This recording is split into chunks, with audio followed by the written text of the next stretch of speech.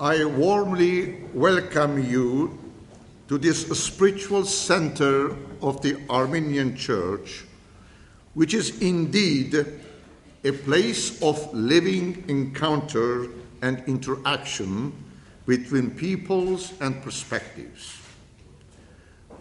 I extend my deep thanks and great appreciation to all of you, and particularly to the experts of international law and Armenian genocide for accepting our invitation to join us in addressing critical issues and questions pertaining to the Armenian genocide.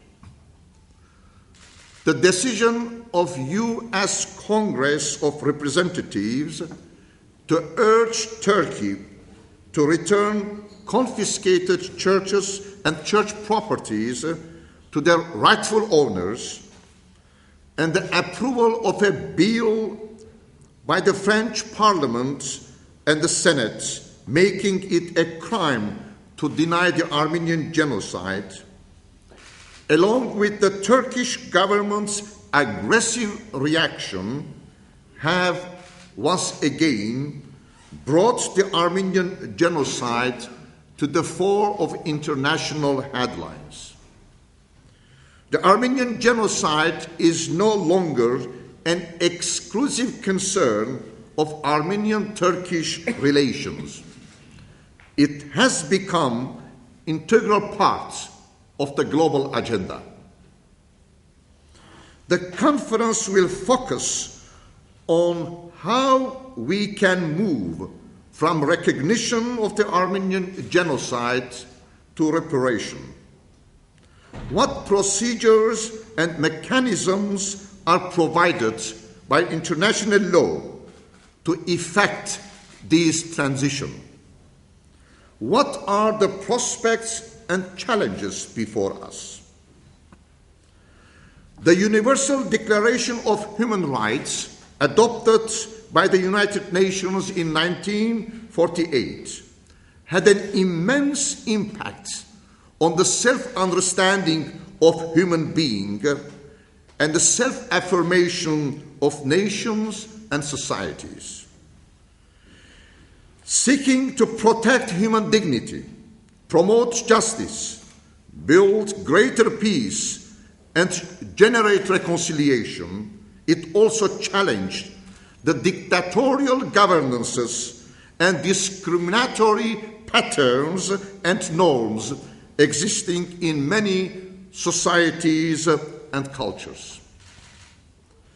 The core values and basic principles contained in the Universal Declaration of Human Rights, namely the fundamental right of human being for life, freedom and dignity, are also taught by Christianity. The Bible is the source of human rights. According to Christianity, human rights are God-given, not man-made. As such, they should be recognized, respected, protected, and promoted by all human beings, nations, societies, and states under any circumstances. To violate human rights is to reject God's gift of life, freedom, and justice. Hence, it is a sin against God.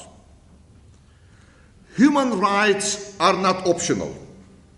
They are integral to the gospel message. Human rights advocacy is an essential dimension of the prophetic vocation of the Church. To deny this commitment is to negate the very being and the missionary calling of the Church.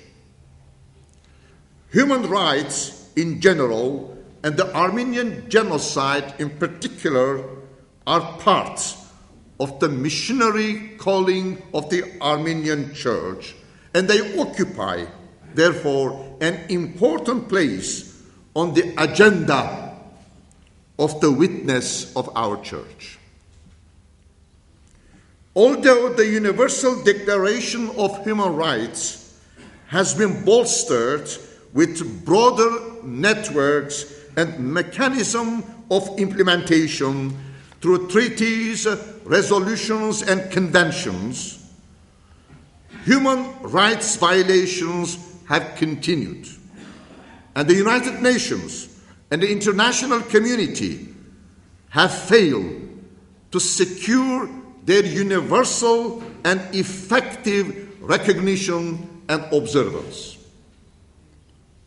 Therefore, the implementation process and enforcement system of human rights need to be strengthened, and early warning systems need to be activated.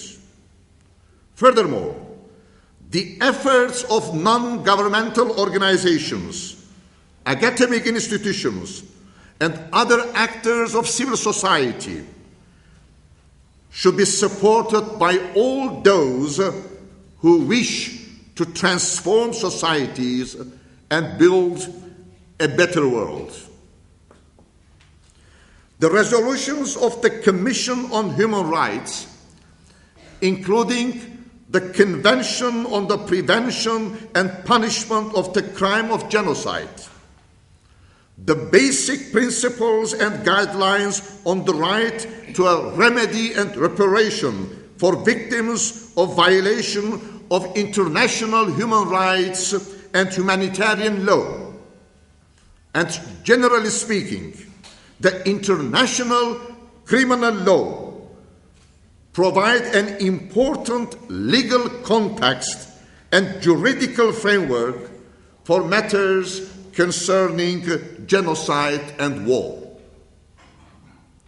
In fact, acts committed by Turkey in 1915 are defined in the Convention as genocide. The Turkish government intended, and I quote directly from the Convention on Genocide, to destroy, whole or in part, a national, ethnical, social, or religious group as such.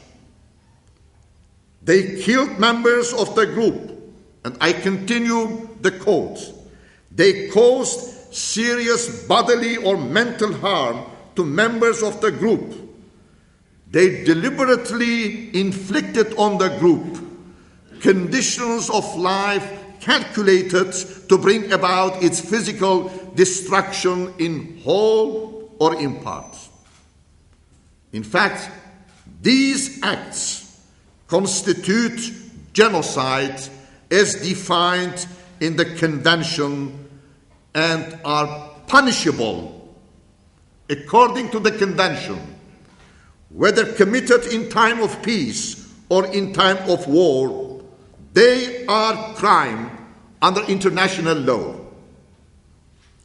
The Convention states that all those persons who have committed genocide shall be punished, whether they are, quote, constitutionally responsible rulers, public officials, or private individuals, unquote.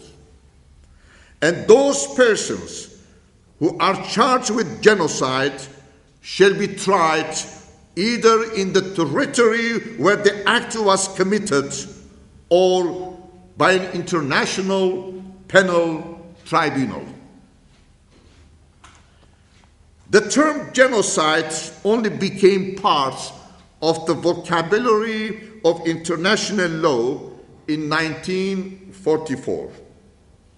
However, the carefully planned and systematically executed attempt of the Ottoman Turkish government in 1915, which aimed at the total extermination of the Armenian nation, fits the definition in the Genocide Convention.